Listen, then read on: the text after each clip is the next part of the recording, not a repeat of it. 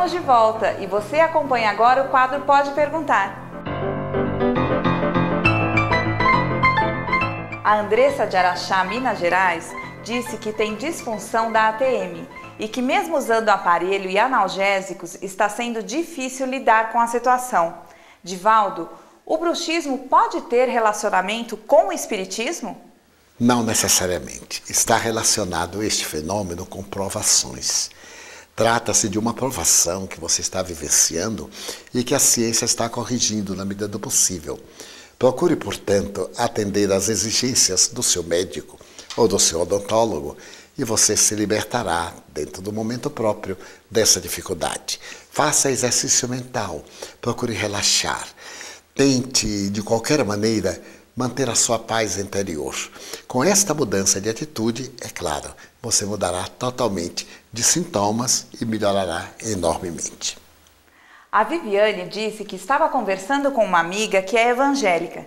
E essa amiga questionou sobre em qual parte da Bíblia está falando sobre reencarnação. Em toda a Bíblia.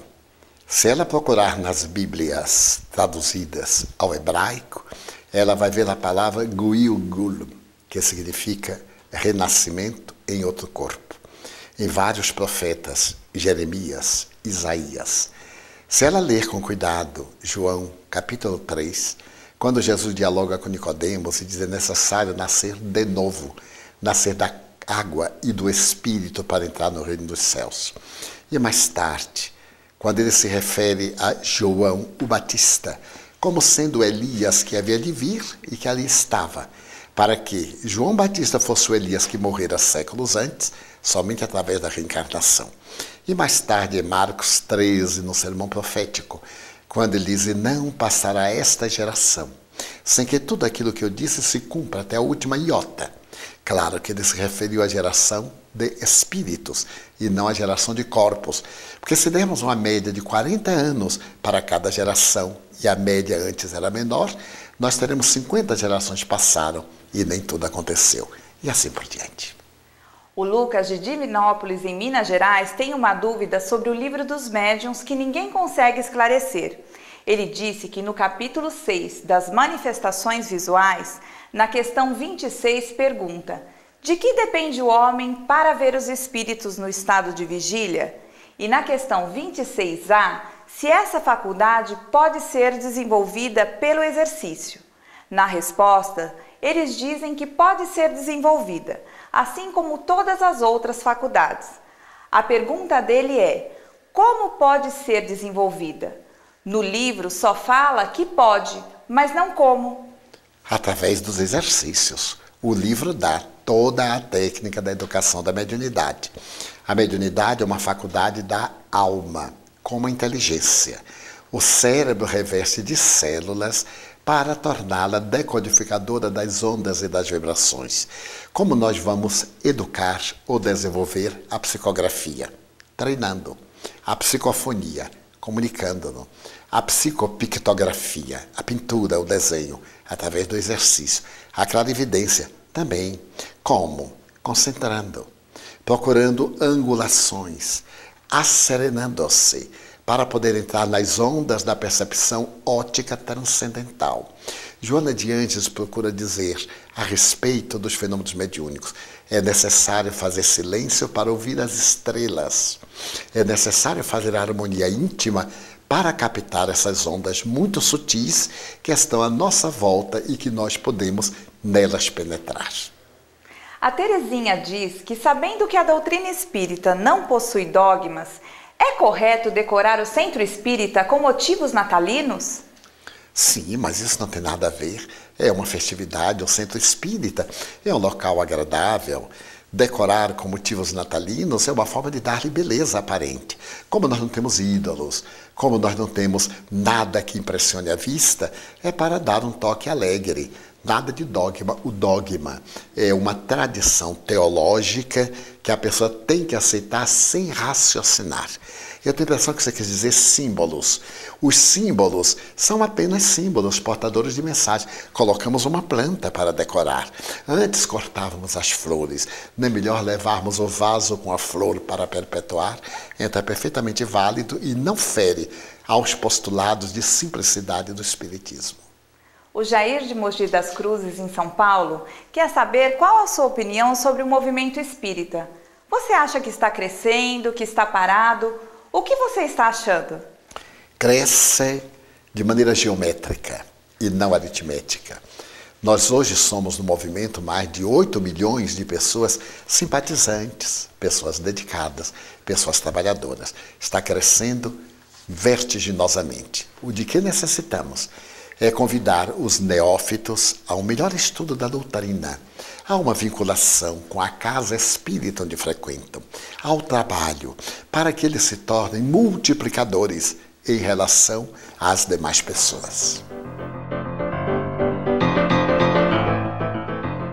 Agora, é possível uma energia negativa de um espírito vingativo recair também sobre pessoas que estão vinculadas àquela que ele tem a vingança? Como que isso ocorre? Não tem o menor efeito. Vamos dizer, nós somos amigos e alguém me detesta. Então vai tentar cobrar em você o mal que não pode encontrar em mim, seria injustiça de Deus. Normalmente o espírito perverso pode intentar prejudicar alguém. E quando não encontra um campo vibratório, procurar outrem que com ele sintonize para transformar-se no espículo que o vai ferir. Então utiliza-se de um instrumento intermediário para atingir a sua meta, se o outro estiver no mesmo campo magnético que ele. No caso contrário, nenhum problema. Como também, se o espírito perverso está acompanhando-me, ele vai aguardar uma brecha moral para poder atacar-me. O espírito Filomeno de Miranda usa o plug e a tomada. Se o plug ajusta-se na tomada, produz uma ligação entre a mente do agressor e a mente do agredido. Agora, o que fazer para mudar a mentalidade das pessoas que ainda levam muito em consideração as crendices populares? Esclarecê-las. Esclarecer com bondade. Porque para os indivíduos que têm essas crenças, são reais e trazem conflitos psicológicos muito graves. E este hábito se torna uma realidade tão poderosa no campo mental que, quando não fazem, sentem-se perturbados e aflitos. Esclarecê-las e dar-lhes tempo para que possam digerir e adaptar-se ao bom senso e à lógica. E você diria que quando uma pessoa busca um adivinho, a pessoa deve tomar muito cuidado quando está diante de um médium? Quando se buscam esses vendedores da boenaditia, da sorte, da necromancia e etc., o indivíduo já está predisposto a ouvir o que o outro vai dizer. E esses charlatães vivem disso, têm um tato psicológico muito grande. Já que o cliente chegou é porque tem um problema. Com um pouco de tato ele descobre o problema. Quando procura tanto um médium honesto, que se dedica à prática do bem, ele vai fazer um atendimento fraterno. É um diálogo terapêutico. Ele deve abrir a alma, não contar os seus problemas íntimos, porque posteriormente pode arrepender-se e ficar envergonhado de haver-se aberto a alguém que não conhecia. Mas vai, pede um conselho, uma orientação à luz da doutrina do Evangelho, então repleta-se de energia e o mais a doutrina fará por ele. Qual o melhor recurso para nos defendermos dessas energias negativas? Orar e orar sempre. Em qualquer circunstância, orar. Eu tenho o hábito de orar. Orar para pedir, para louvar, para agradecer. E sempre eu agradeço a Deus o mal que não me aconteceu. Narrando isto recentemente em Londres, uma senhora deu-me uma linda lição. Ela me disse: Senhor Franco, o senhor ora a Deus agradecendo o mal que não lhe aconteceu? Eu digo: sim. E depois eu aprendi a orar a Deus agradecendo o mal que me aconteceu, porque é o resgate de uma dívida. Então a prece é o veículo de segurança, é o condão mágico da nossa felicidade. Hoje você ficou sabendo um pouco mais sobre a feitiçaria e o mal-olhado. Ficou com alguma dúvida? Quer fazer algum comentário ou dar uma sugestão para o nosso programa? É muito fácil. É só acessar o site www.tvmundomaior.com.br e clicar no link Fale Conosco. A semana que vem tem muito mais para você. Até lá!